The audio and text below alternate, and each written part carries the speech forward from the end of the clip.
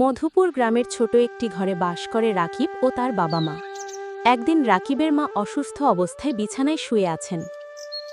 রাকিবের বাবা, আমার সময় হয়তো চলে এসেছে। রাকিবকে ভালো মানুষ বানিও। আর যদি কখনো কাউকে নতুন জীবনসঙ্গী করো, তবে রাকিবের ভালো মন্দ আগে ভেবো।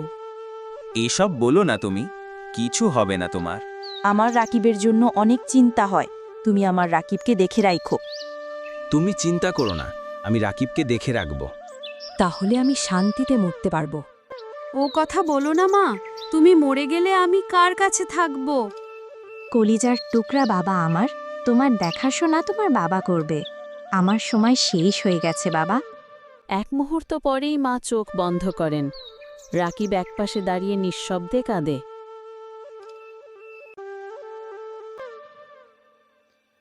1 বছর যাবার পর আবুল বিয়ে করে জান্নাতীকে ঘরে নিয়ে আসেন। আবুলের মা অপেক্ষা করেন নতুন বউকে ভিতরে নেওয়ার জন্য।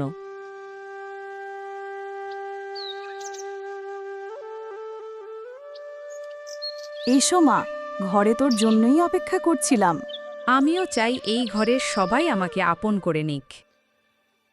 রাকিব পাশ থেকে দেখে, মুখ গোমরা করে।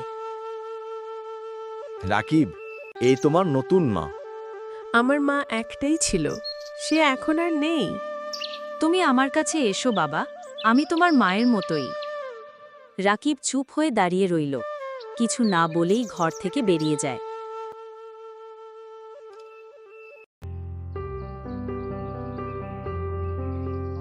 মায়ের ভালোবাসা অনেকদিন পাইনি তো, তাই মনটা খারাপ হয়ে আছে।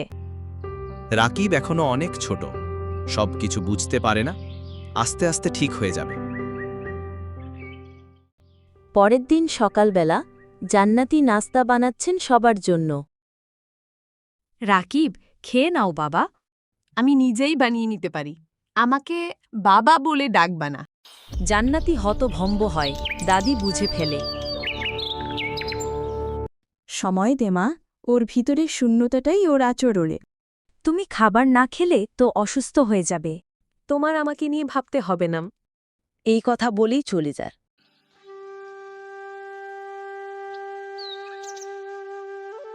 মা, আমি কি করি বলেন তো? এইভাবে না খেলে তো অসুস্থ হয়ে যাবে।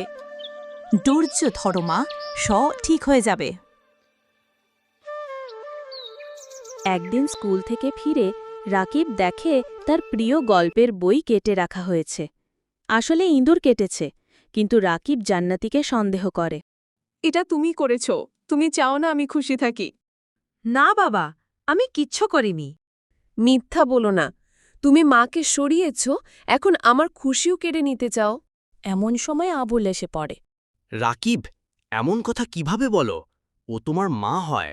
তোমাকে আমি আরেকটা নতুন গল্পের বই কিনে দেব।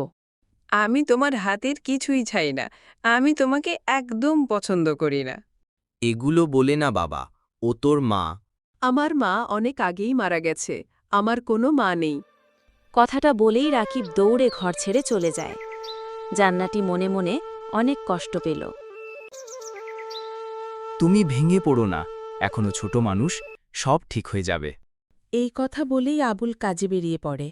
বিকেল পার হয়ে সন্ধ্যা গনিয়ে আসে। রাকিব এখনো বাড়ি ফেরেনি। সবাই খুব চিন্তিত হয়ে পড়ে। ওর কখনো এমন করেনি, সবসময় সন্ধ্যা হওয়ার আগেই বাড়ি ফিরে আসতো। আমিও খুব চিন্তিত, আমি বাজারের দিকে দেখে আসি। আমি খালের পাশের পথটা খুঁজে দেখি। এই কথা বলেই জান্নাতি হারিকেন হাতে খালের পাড়ে গিয়ে দেখে রাকিব গাছের নিচে বসে কাঁদছে। আমার মা নেই, কেউ আমাকে বোঝে না। রাকিব, আমি জানি আমি তোমার মা নই, কিন্তু আমি চাই তোমার পাশে দাঁড়াতে। একবার শুধু চেষ্টা করে দেখো। আমি তোমাকে কখনোই মা বলে স্বীকার করব না। তুমি আমার সাথে বাড়িতে চলো। না, আমি যাব না। বাবা, রাত অনেক হয়েছে, এখানে থাকাটা ভালো না। তুমি আমার সাথে চলো, তোমার বাবাও তোমাকে খুঁজতে বের হয়েছে। সকালবেলা জান্নাতি রান্না করছিল সবার জন্য। রাকিব রাগ করে রাতভর কিছু না খেয়েই ঘুমিয়ে গিয়েছিল। মায়ের অভাবটা যেন রাকিবের মন থেকে কাড়াতেই পারছিল না জান্নাতি। মা, তুমি কোথায় গেল? আমাকে তো কেউ এখন আর গল্প শোনায় না, আমি হাসতে পারি না। তোমাকে ছাড়া এই ঘরটা ফাঁকা লাগে মা। জান্নাতি কত ভালো মেয়ে, সারাক্ষণ তোর কথা চিন্তা করে। তুই একবার ভালোবেসে দেখ, তোর সব কষ্ট দূর হয়ে যাবে। আমি তাকে কত কষ্ট দিয়েছি, সে কি আমাকে মাফ করবে?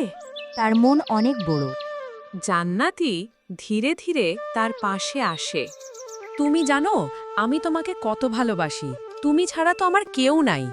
আমি তোমাকে অনেক কষ্ট দিয়েছি মা, তুমি আমাকে মাফ করে দাও। ওসব কথা বলে না বাবা, তুমি অনেক ভালো ছেলে। মা, আমার অনেক ক্ষুধা লেগেছে। আজ তুমি পেট ভরে খাবে, আমি গরম গরম রুটি আর ডিম ভাজবো। সত্যি? সন্তানের মুখে এমন কথা শুনে জান্নাতি আত্মহারা হয়ে যায়। জান্নাতি রাকিবের জন্য খাবার বানাতে লাগল। তোমার হাতের রুটি সত্যি অসাধারণ। তুমি খাও, আমি আরও দিতেছি। ছেলেকে পেয়ে আমাকে ভুলে গেলে নাকি? আগে আমার ছেলে খেয়ে নেক, তারপর তোমাকেও দিতেছি। মা, তুমি সত্যি অনেক ভালো। দাদি দরজার বাইরে দাঁড়িয়ে হেসে বলে, অবশেষে যুদ্ধবিরোধী হলে।